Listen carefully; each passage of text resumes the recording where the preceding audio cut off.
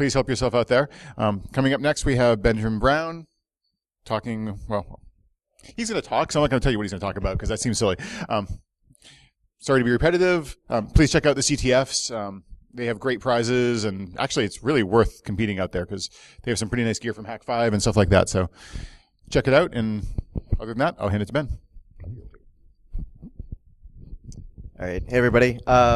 This talk is taking a look at account checkers or account stuffers reusing credentials across websites to gain access to accounts, and then looking at how profit is made off of that. So a little bit about myself. I work for Akamai Technologies. I focus mostly on darknet and cybercrime research. I also do IR stuff, both internally and for customers who are being attacked. I also do a number of security trainings and workshops, including things like technical incident management, stuff like that. Also, our team gets to do some fun stuff that's sort of Chaos Monkey work. We get to make our other BUs and teams upset because we break their stuff, which is a lot of fun. So pretty much the four main sections of this talk are going to be talking about some real-life incident response with these account checker gangs, looking at some of the tools that they use, and then looking at the darknet markets and the rewards fraud that's related to these account checker gangs, and then looking at how they might launder some of their ill-gotten goods. So what we saw both last year and this year with the activities with the account checkers is it was across industry. It wasn't just focused on one industry.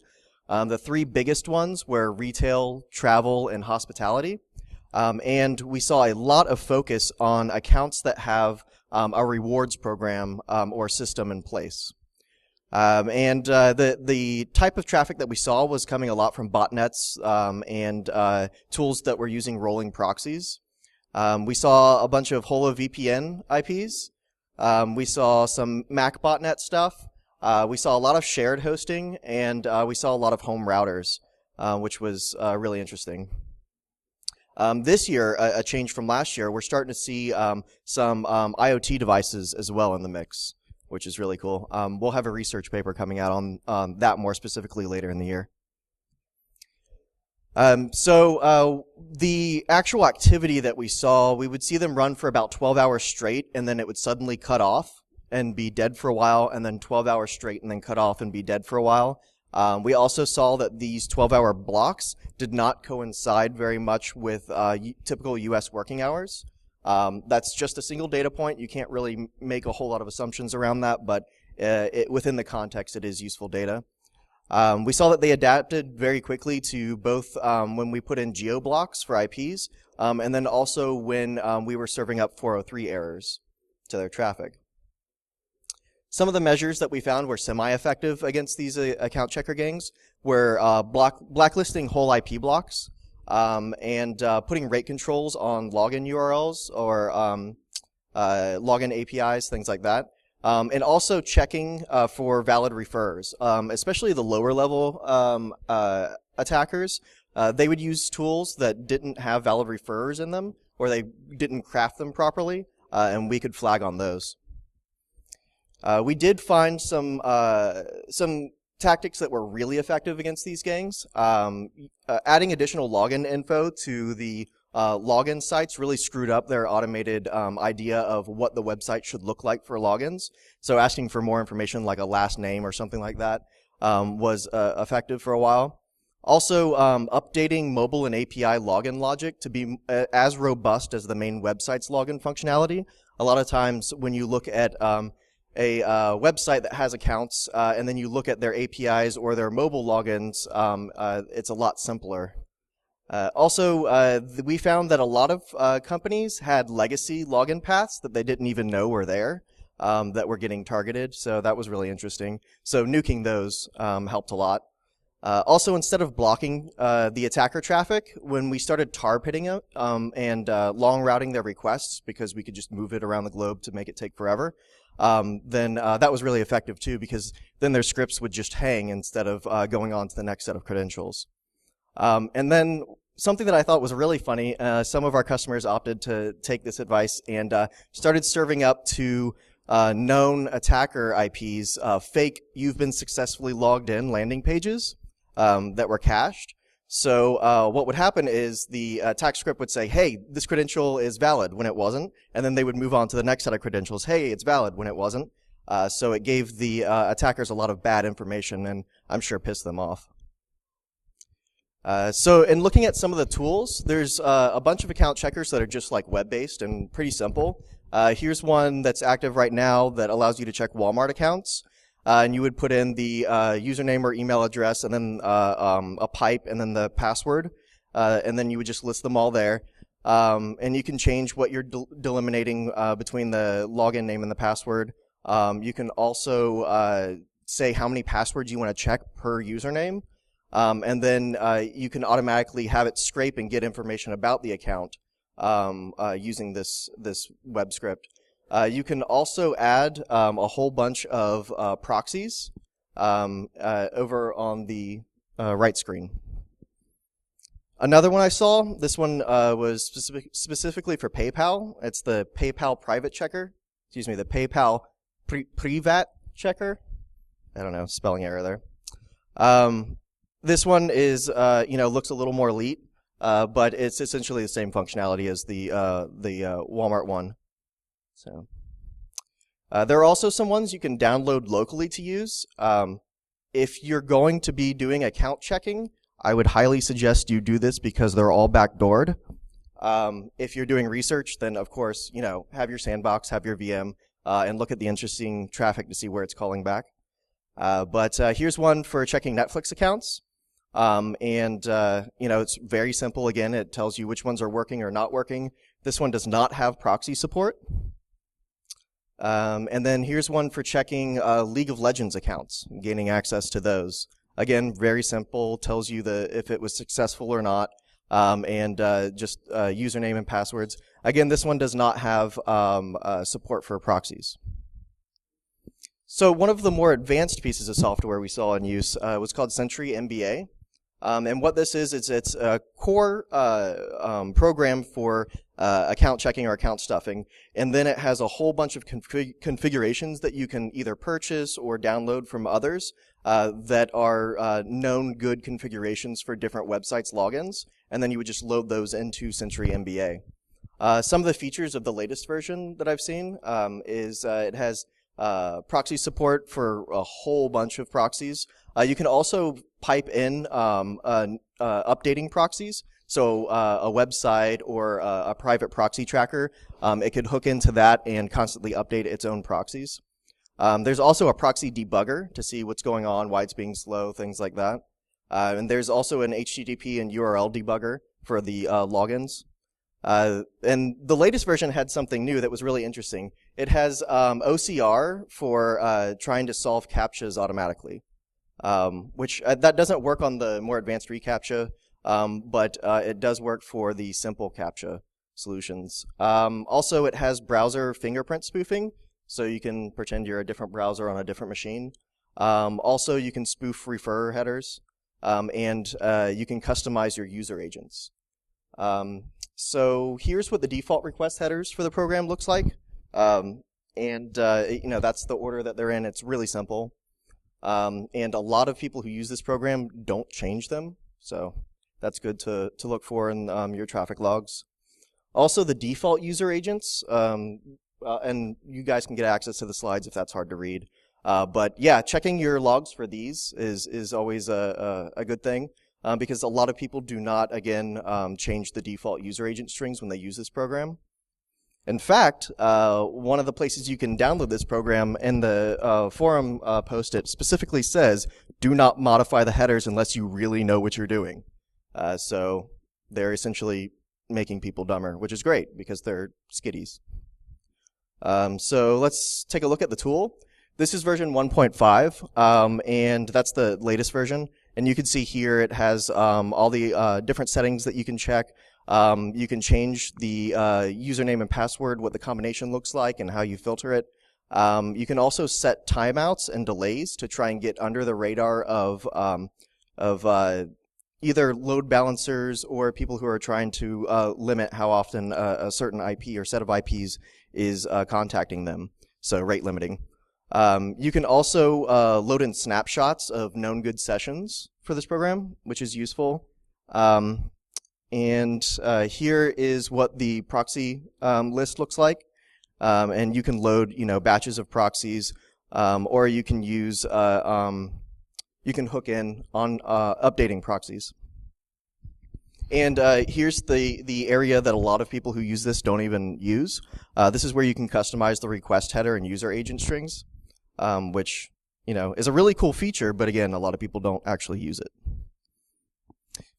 So I do want to point out that those were the simpler stuffers and checkers, and there are some larger organized crime groups that are also doing account checking, and they use more sophisticated programs and scripts, and they tend to leverage botnets and private proxies instead of public proxies.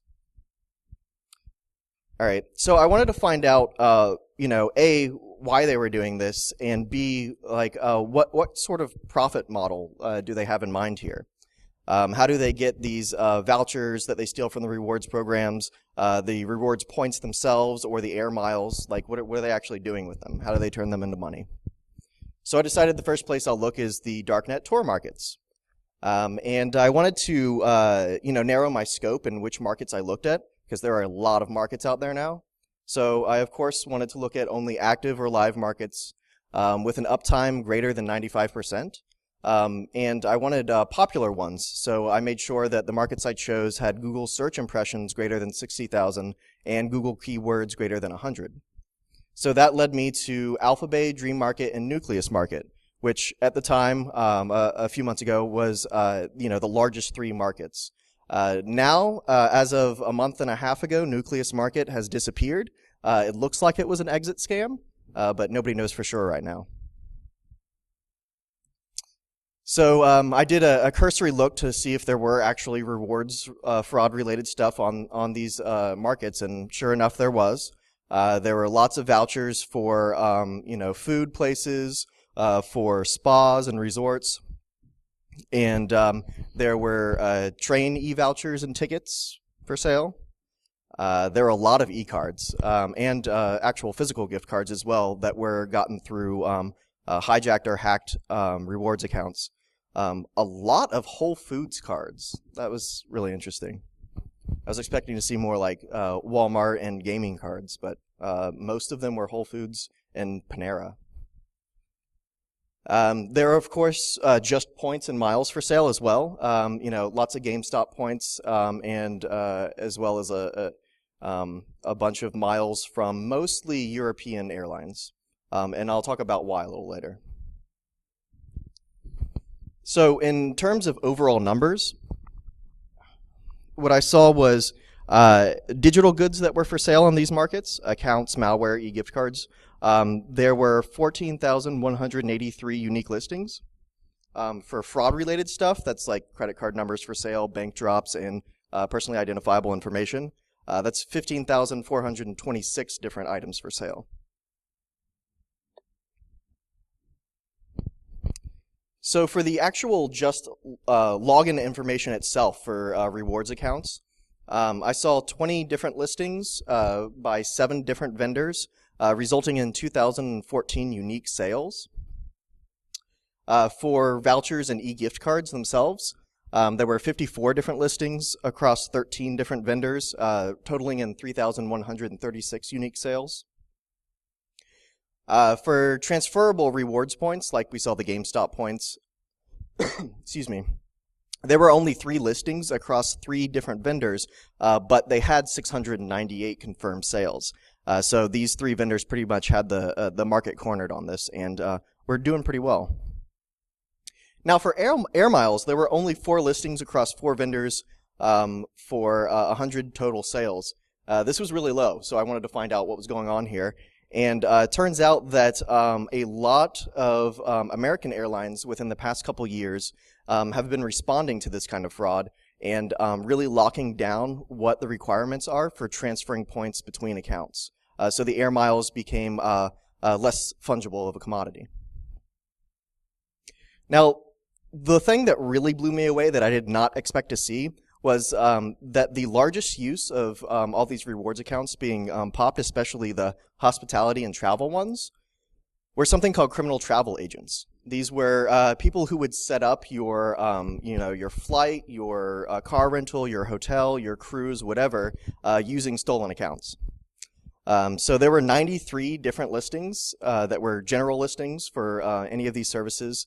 There were 94 custom listings where somebody asked for something special. And there were 31 different vendors offering this service. And the sales numbers? 4,808 sales.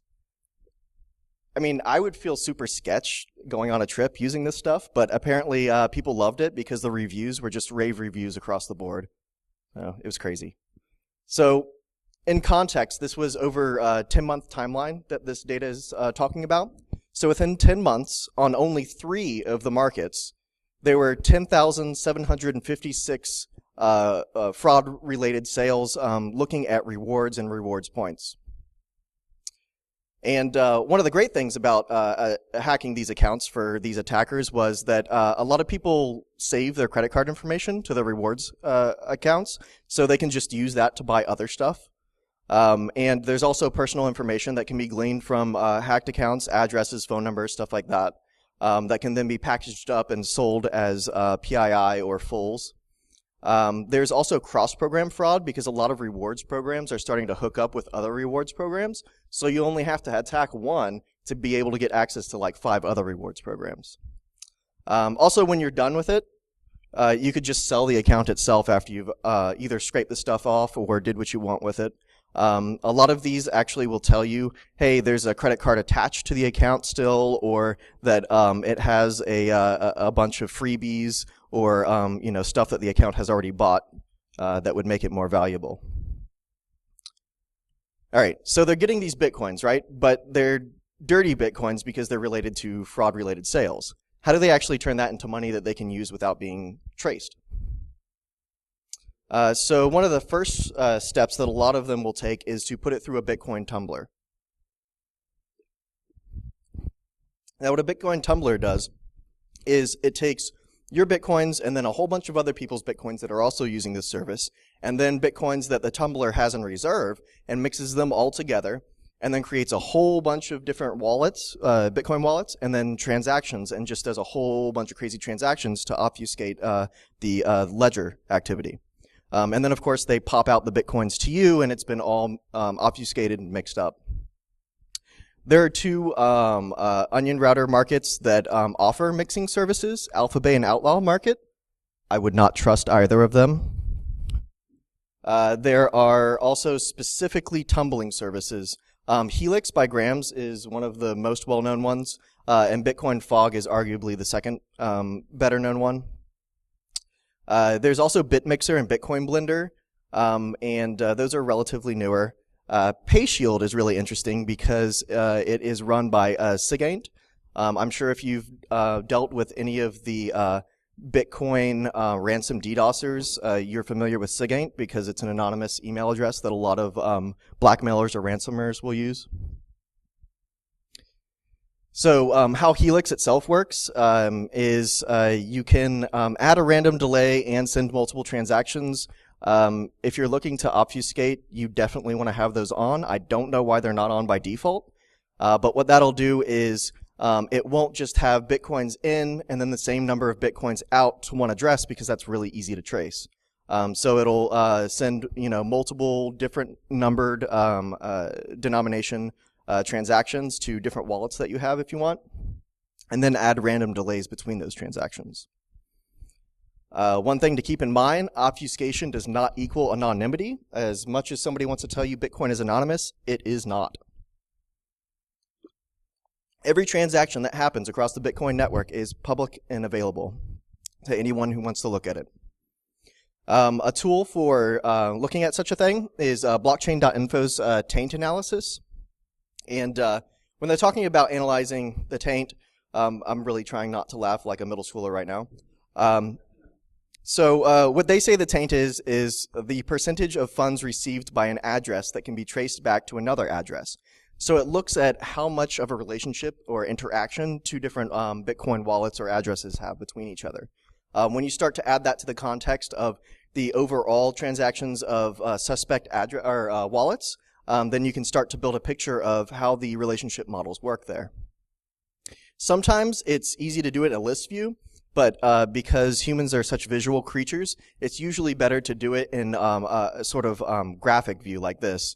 Blockseer is another cool tool, and they allow you to look at transactions in in this sort of manner. And what you're seeing right now is actually the outlay of the Silk Road, the confiscated Bitcoins, and by the FBI, and then when they were sold to Tim Draper, ITBit, and a couple other folks.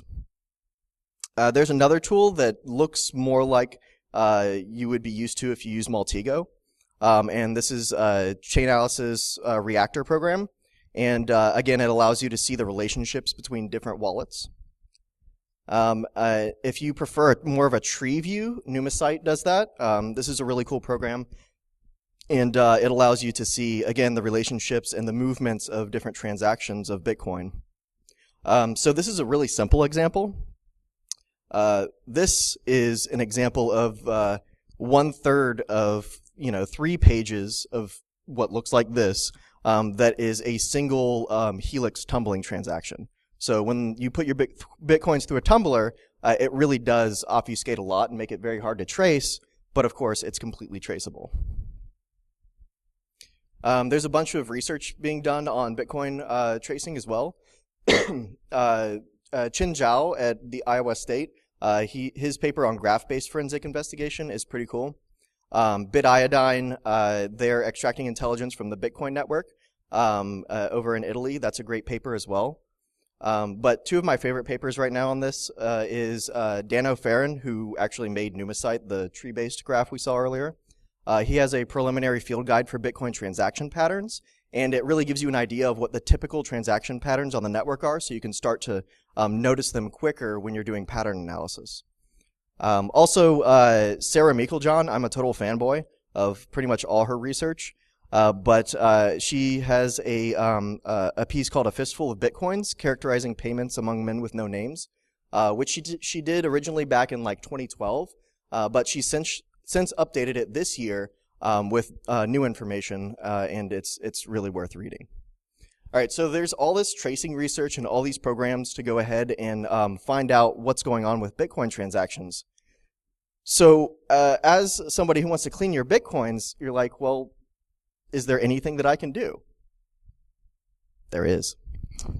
So stealth transactions is something that's being proposed right now within the community. And what it is, it's an implementation of Diffie-Hellman. And I'll explain it with colors being the secrets here instead of keys themselves. So there you have Matt and Ben that want to trade some information, and they want to do it securely.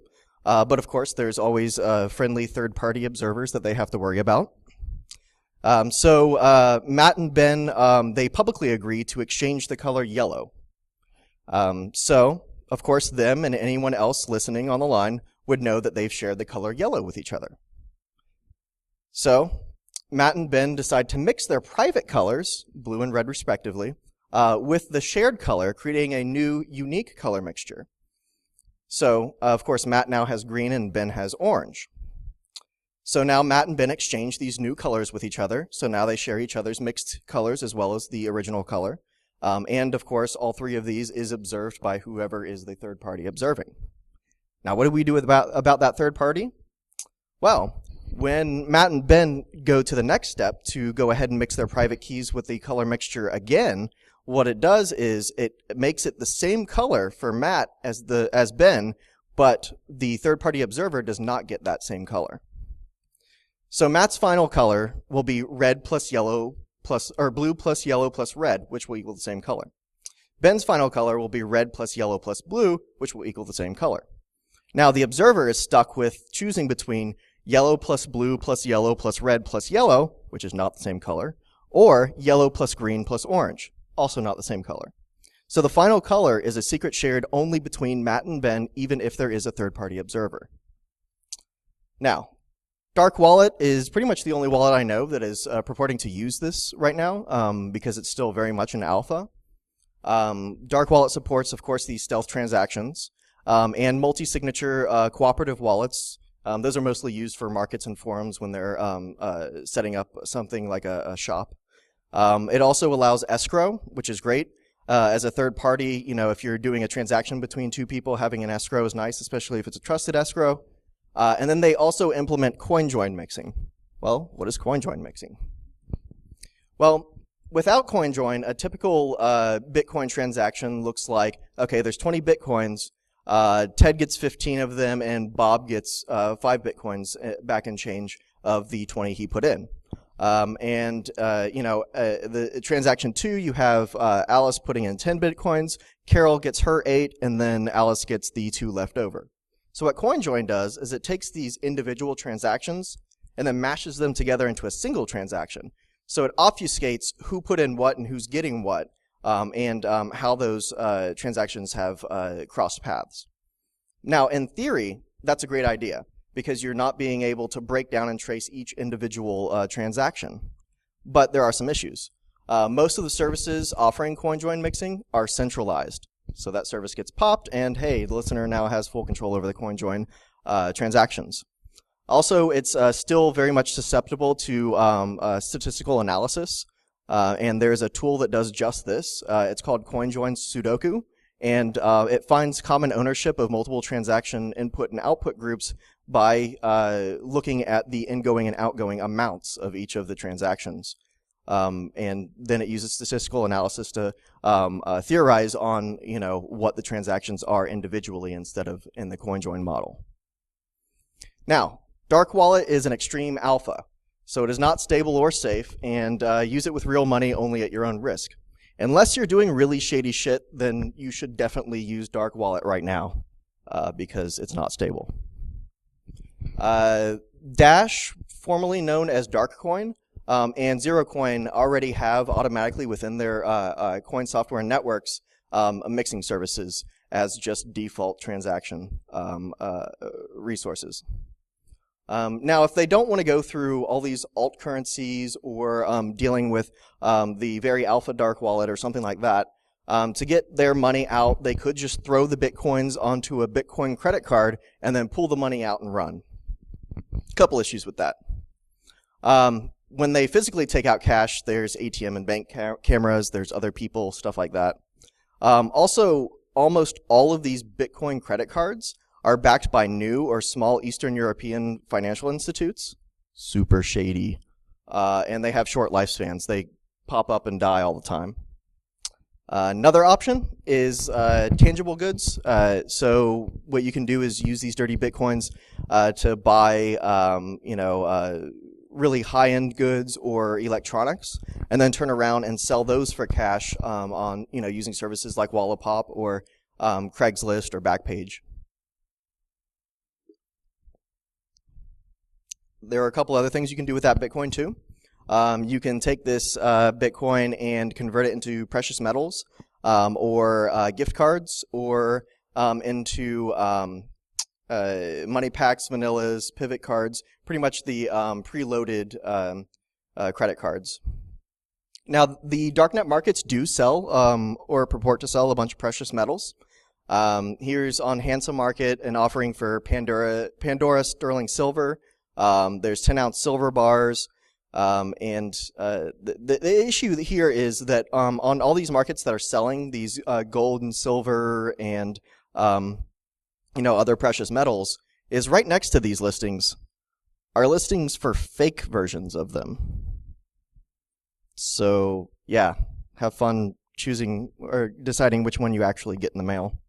But not a problem, because just recently a lot of the main purveyors of precious metals and silver coins, gold coins, things like that have just started accepting Bitcoin directly. So Amagi and JM are arguably the largest resellers of precious metals, especially in coin form. But all four of these accept Bitcoin now. Buying gift cards, again, you can do that on the dark web. Lots of Panera and Whole Foods, and you get a pretty hefty discount. and usually that's because they're stolen or bought with stolen credit card information. The one at the top you see is he tells you very emphatically that it is not carded, which probably means it is.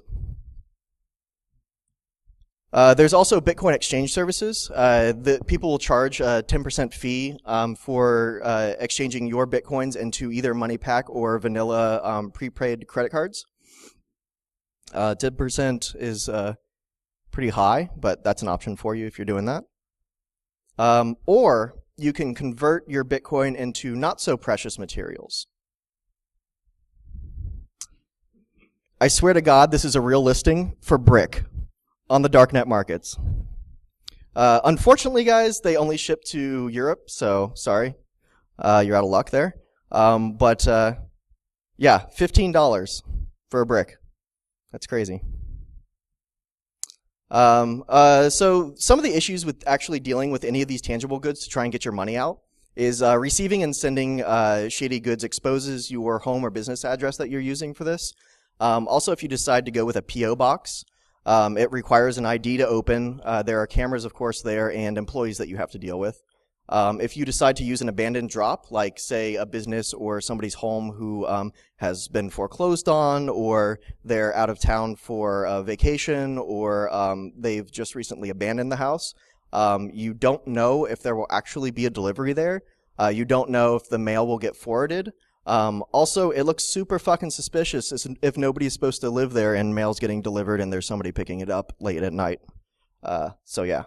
Also, in all of this, you have to worry about controlled deliveries. What's a controlled delivery? A controlled delivery is where a law enforcement officer poses as a someone that's delivering mail or packages, gets you to sign for the package, and then slaps on the cuffs. So, yeah. But there's a cute way around this. This is called the triangulation fraud, and it's used a lot with eBay, but can be used with tons of other platforms as well. So an unsuspecting legitimate customer will go and say, oh, I like this item that you've posted for sale, and I'll pay for it with, my credit card or whatever, and order it from you.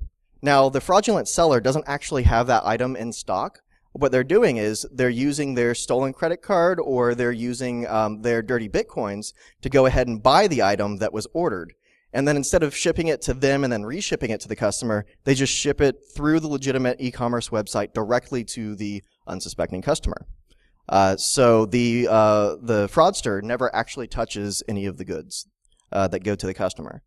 Now, what does that mean? That means when the cops start investigating this, they go to the person who bought something that was stolen or bought with stolen stuff that didn't even know it. So that's triangulation fraud. There are also another two rather interesting ways of getting your Bitcoins into other monetary forms. One of them is scamming Uber and Lyft. It's a system called ghostwriting. And what you do is you buy on the darknet forums a bunch of stolen or hacked writer accounts. You can buy them both off the darknet markets, but there's also a bunch of forums that sell them. And there are hacked smartphones that you can buy as well that run multiple instances of Uber/Lyft, the driver software. There are also private forums of what are called ghost dispatchers. In Asia, they call them ghost nurses for some reason. I have no idea why. But what they do is they can inject targeted pickups that aren't actual people, but inject it into the software so it pops up right near where you are as a driver. There are also custom GPS software that if you put it on the driver's phone, supposedly it tricks the driving app to think that you're going along the route when you're actually just sitting still. I haven't been able to get my hands on the actual software, so I can't say that that's actually what it does, but I'd love to see that. If anybody does have a sample of that software, please hit me up. Another cool thing you can do is Bitcoin casinos. So they will usually give you bonuses for depositing Bitcoins. And so you get, put your dirty Bitcoins in, you get your deposit out, and all of these have like reviews of what they do and how many games they have and what they take and stuff like that. And the funny thing is they tell you whether or not Americans can use the site, even though it's illegal here, which is hilarious. But also So what you do is you take the dirty Bitcoins, you turn it into chips, you do a little bit of low-risk gambling, and then you go ahead and get clean Bitcoins out that have been mixed up with all the other patrons of that gambling site. Now, what are some problems with this? Local laws may just make it that you're not only doing wire fraud and money laundering, but now you're also illegally gambling, so charges are stacking. Also, casinos have been known to perform an exit scam once they hit a certain level of people that have given them Bitcoins. Before the people can take their money out, the site will just disappear and the people will run off to Eastern Europe or something. It's also, if the casino doesn't have a lot of players using a lot of money, there's high traceability between the Bitcoins that go in and the Bitcoins that come out. Also, there's a lot of wagering requirements for the withdrawal of your Bitcoins. They say you have to spend this much money in bets before you can take any money out. There are also alternative payment services that you can trade Bitcoin for. PayPal, Skrill, formerly money bookers, Google Wallet, and then of course wiring funds, Western Union, RIA, MoneyGram. The issue with pretty much all of these is that valid ID is required, and they have extended validation for know your customer laws as well as anti-money laundering laws, especially the exchanges. And there's also cameras you have to deal with if you're doing a wire transfer a lot of times, and then actually talking to employees or the other customers in the office. So a way around this that I saw that was kind of cute was called an ATM runner scam. And what this is you would give your, it's not actually a scam, it's just a process for cleaning money. So you give your dirty Bitcoins to an individual or a business on the dark web, and they would actually have real accounts hooked up to Bitcoin exchanges, like Circle, Coinbase, or Zappo. And that would be linked to their bank account. And then a bunch of what are called runners would go to a whole bunch of different ATMs and pull out cash from that bank account. And then they would actually physically mail you the cash to whatever address you gave them. The downside to this is you gave some criminals your address now. So there's that. You can also do some cute scams by doing freelance work, or not actually doing the work but saying you're going to. Freelancer, Coinality, and CryptoGrind all accept Bitcoin as both payment and reception of funds. So what you do is you set up accounts as both somebody who needs freelance work done and somebody who's offering freelance work. So you control both accounts, and then you just move the money through between them using the website as your washing machine. Another way that you can do this is setting up your own web shop for, I don't know, offering Reiki healing over the internet or something. But you could set up a Square account, a Stripe account, Shopify, or Braintree to actually receive funds. Again, you're both the customer and the service provider in this instance, just moving your dirty Bitcoins through their website and their accounts. So some of the guides I saw for laundering Bitcoins were particularly evil and soulless, and they were talking about starting your own charity. And you get bonus points if you have SSL locks all over your website, because then it's totally legit. And they had guides for starting your own church, starting your own political action committee, and then you would just launder your Bitcoins through those. And the really evil ones also said, the added bonus is that if you start a charity to launder your money, other people might actually give you their money for the charity. So yeah, that was terrible. Some of the platforms that are used for this, Chimp, PayPal, PayPal Charity has its own little thing. There's a Network for Good, which is fairly new, smaller, but they do allow Bitcoin as well. GiveWell and IATS are other options that I saw in the guides for these. So what we did is we looked at we looked at how they actually get into the accounts, what tools and types of traffic they use, and the targeting of these rewards accounts, how they actually make Bitcoin off of them on these darknet markets and forums, and then some of the ways that they turn that Bitcoin into other types of money that they can actually use with probably not getting caught. So I'm sure I don't have, here comes that boy. I'm sure I don't have, all of the methods that could be used to either launder Bitcoins or all of the defenses against account checker gangs, because of course we only saw what we saw, right?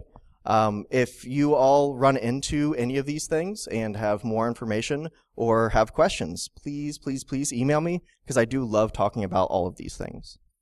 Thank you, and I've got, I guess, 4 minutes for questions and comments.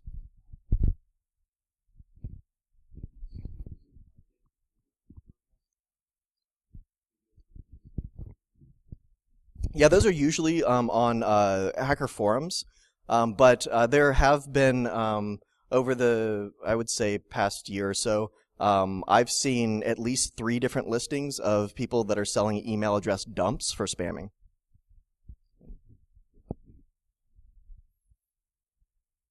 All right, cool. Well, thank you, everybody.